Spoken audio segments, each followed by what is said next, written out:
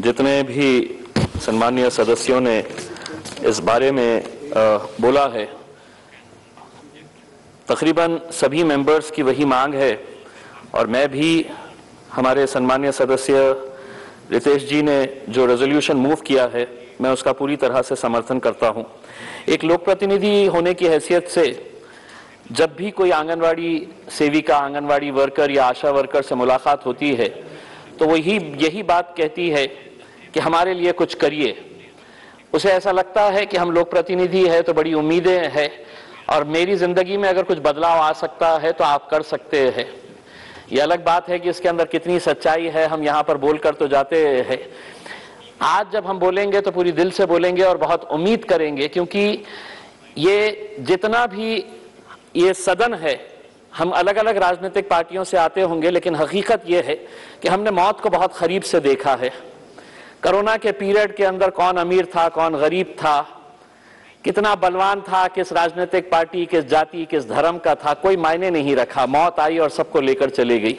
ये तो हम खुशनसीब है कि हम जिंदा रह गए और अब हमारा ये दायित्व है कि जो लोग मौत के करीब जा रहे हैं उनको कैसे जिंदा रखा जाए करके।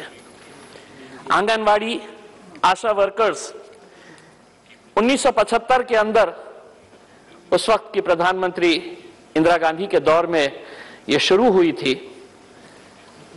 38 स्कीम्स इसके जरिए चलाए जाते थे और उस वक्त जब ये स्कीम शुरू हुई थी तो एक आंगनवाड़ी सेविका को महज 225 रुपये ऑनोरेरियम के तौर के ऊपर 1975 के अंदर दिए जाते थे। करीब करीब हम 50 साल आ गए हैं। मेहनत उनकी इतनी ज्यादा होने के बावजूद भी आज एक आंगनवाड़ी, एक आशा वर्कर कितना पैसा कमाती है, ये हम सब के लिए बहुत ही शर्म की बात होनी चाहिए। क्योंकि इस मुल्क के अंदर, इसके अंदर राजनीति नहीं कर रहा हूं मैं, लेकिन हम स्मारक बनाने के ऊपर, हम पुतले बनाने के ऊपर हम हजारों करोड़ रुपया खर्च करते हैं। ये जो आंगनवाड़ी सेविकाएं हैं ये क्या काम कर रही है? 2020 के अंदर एक स्टोरी आई थी महाराष्ट्र के एक आंगनवाड़ी वर्कर की, जिसने सबको हिलाकर रख दिया था कि उस आंगनवाड़ी वर्कर जो महिला थी उसकी तड़प ऐसी थी कि वो नंदुरबार से एक गांव को पहुंचने के लिए खुद कश्ती में बैठती थी। 18 किलोमीटर खुद वो सफर करती थी। आज भी उसका वीडियो YouTube के अंदर आपको देखने को मिलेगा। 18 किलोमीटर वो पानी के अंदर खुद कश्ती चलाते हुए जाती थी ताकि वहां पर उस गांव के दूसरे किनारे पे जो ट्राइबल के बच्चे हैं उनकी देखभाल, उनको अंडे पहुंचाने का, उनको दूध पहुंचाने का, उनकी माताओं की हालत देखने का, वो बच्चे पढ़ रहे हैं क्या नहीं ये देखने का। सोचिए उसका जज्बा कैसा होगा और उसे मिलता क्या है, उसके बदले के अंदर उसे हासिल क्या हो रहा है। आज आंगनवाड़ी वर्कर्स कि अगर हम पगार अगर हम देखेंगे, सैलरी देखेंगे, हम तो सांसद हैं, अपनी पगार बढ़ाना है तो हम एक झटके के अंदर बढ़ा सकते हैं और हजारों रुपये से बढ़ा सकते हैं। इनकी सैलरीज क्या है? मैं मेरे महाराष्ट्र के हद तक की बात करता हूं। आंगनवाड़ी वर्कर को कितना पैसा दिया जाता है? तो 8,500 जो मेन आंगनवाड़ी वर्कर है, जो आंगनवाड़ी वर्कर मिनी जिसे कहा जाता है, उसको सैलरी दी जाती है 4,500 रुपये और जो दूसरी है उसे महज 5,000 रुपये। तो आंगनवाड़ी वर्कर्स की अगर हम सैलरी देखेंगे तो वो 4,500 रुपये से 8,000 रुपये। सुबह 8 बजे से लेकर दोपहर में 3 बजे तक काम करना, और काम करना भी ऐसा कि उन्हें पूरा प्रोग्राम दिया हुआ होता है। वो घर पर बैठ नहीं सकती है क्योंकि जितना काम करेगी उतना पैसा मिलेगा। अब मेरा यह कहना है, अगर यही महिला अगर मजदूरी करने निकलती है, अगर बांधकाम के ऊपर जाकर वो सिर्फ मिट्टी उठाने का काम करती है, वो ईंटें यहां से वहां पहुंचाने का अगर काम करती है, तो उसे कम से कम रोज के 400 रुपये से 600 रुपये मिलते हैं। यानी कि महीना उसे 12,000 रुपये से लेकर 16,000 रुपये उसकी कमाई हो सकती है। लेकिन आज अगर इतनी सारी महिलाएं इस जज्बे के साथ आ रही है कि मैं एक सेवा का काम करने के लिए जा रही हूं, मैं बच्चों को जिंदा रखने का काम करने के लिए जा रही हूं, और हम उसे महज 4,000, 5,000, 6,000 रुपये दे रहे हैं, तो कहीं ना कहीं हम सिर्फ उस सेविका के साथ नहीं, हम ये बता रहे हैं कि जितने बच्चे अपनी, अगर उनकी किस्मत है वो जी लिए तो जी लिए, जो मर गए तो मर गए। हम इस हिसाब से उनको दे रहे हैं कि हम तो तुमको बुला रहे हैं, हम इतना पैसा देंगे और तुम ये काम करना है करो। आज जब ये सदन शुरू हो रहा था, अध्यक्ष महोदय, मैंने जिला परिषद के कुछ अधिकारियों को बुलाया इसका एक रिव्यू लेने के लिए कि आखिर में क्या है करके। मैंने एक अधिकारी से पूछा कि हमारे जिले के अंदर चाइल्ड मॉर्टेलिटी क्या है करके, तो उसका तुरंत जवाब था बहुत कम है। मैंने कहा मदर मॉर्टेलिटी कितनी है जो प्रेगनेंसी के दौरान बच्चा पैदा करते वक्त या प्रेगनेंसी के दौरान मर जाती है? तो उसने मुझे आंकड़ा बताया और उसने कहा कि बहुत कम है। तो मेरा जवाब उसको यह था कि अगर एक भी अगर मरता है, एक बच्चा भी अगर पैदा होकर मरता है या एक मां भी अगर प्रेगनेंसी के दौरान अगर मरती है, तो वो हमारे लिए, उसके लिए, हम उसके लिए दोषी है। परसेंटेज कम हो रहा है। हम पिछले टाइम हमारे पास 50 महिला मरी थी, अब 40 मर रही है। पिछले टाइम 100 बच्चे मर रहे थे, अब 80 मर रहे हैं, उनकी जान जा रही है।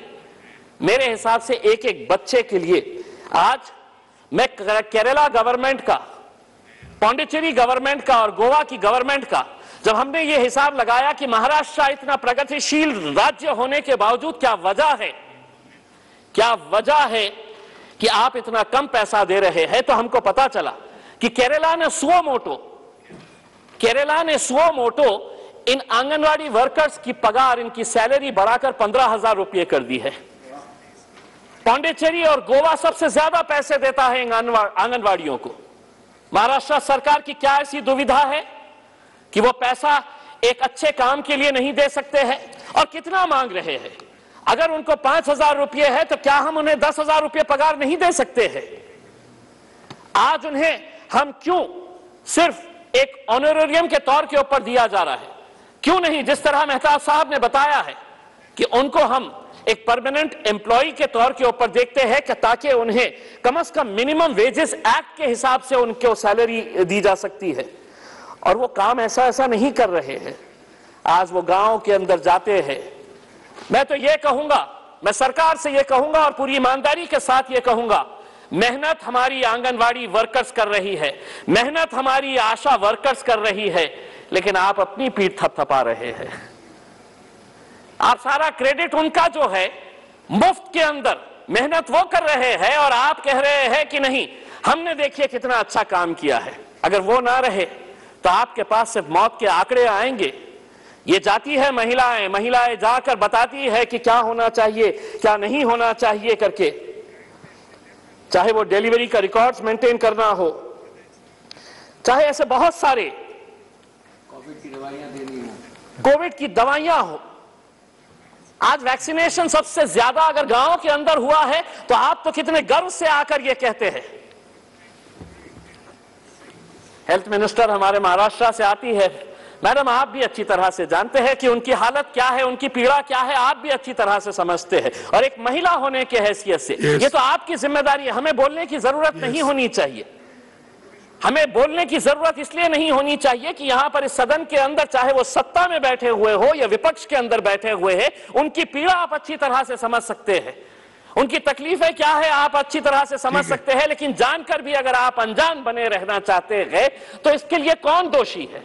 मैं आपसे हाथ जोड़कर यह अनुरोध करना चाहूंगा कि एक बहुत जिम्मेदारी का काम ये लोग कर रहे हैं। अगर हम इन्हें थोड़ा सा और सहारा अगर हम दे देते हैं तो मेरे हिसाब से एक बहुत अच्छा काम जो है वो हो जाएगा। मैं मैडम आपको ये बताना चाहता हूं कि पिछले साल सारे मराठी चैनल्स के ऊपर एक खबर आई थी कि आंगनवाड़ी सेविकाएं जितनी भी है उनको सरकार ने, महाराष्ट्र सरकार ने मोबाइल फोन दिया था, वो चलता ही नहीं था। तो 1 लाख महिला आंगनवाड़ी जो सेविकाएं थी, उन्होंने ये तय किया कि हमको ये मोबाइल फोन नहीं चाहिए या आप रख लीजिएगा करके।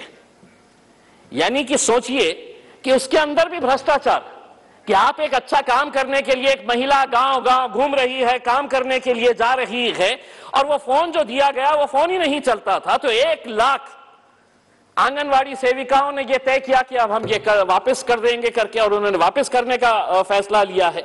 मेरा सरकार से यही अनुरोध है।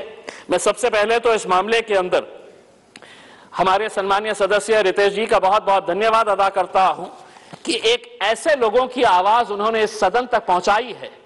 देखिए, मैं आपको बताना चाहता हूं कि जो आंगनवाड़ी जो सेविकाएं हैं उनकी एक यूनियन है, वो यूनियन ने एक मिनट सिर्फ, आंगनवाड़ी कर्मचारी यूनियन के लीडर्स ने हमारे फाइनेंस मिनिस्टर आदरणीय निर्मला सीतारमण जी से मुलाकात की सितंबर 2021 के अंदर, और उनसे यह अनुरोध किया कि आने वाले बजट के अंदर हमारे बारे में कुछ सोचा जाए करके। उन्होंने women and child development minister केंद्र सरकार की, उनसे भी मुलाकात की, और उन्हें क्या मिला बदले में, वो इंतजार करते रही कि अब बजट आएगा उसके अंदर कुछ ना कुछ हमको मिलेगा। तो उन्हें क्या मिला? तो सिर्फ आश्वासन मिला, और यही आश्वासन के ऊपर वो कितने सालों से काम कर रही है कि नहीं आज नहीं तो कल मेरे भी अच्छे दिन आएंगे। क्योंकि मेरे वजीर आजम ने कहा है कि सबके अच्छे दिन आएंगे, तो आंगनवाड़ी वालों के भी, हमारी बहनों के भी अच्छे दिन आए, यही उम्मीद करते हैं और सरकार से अनुरोध करते हैं कि इसके बारे में कुछ ना कुछ फैसला लीजिएगा। उनके घर भी है, उनको खुद को भी बारे में सोचना है, वो दूसरों के बारे में सोचकर बाहर निकलती है, उनके बारे में सोचने की जिम्मेदारी हम सबकी है, पूरे सदन की है। बहुत बहुत धन्यवाद।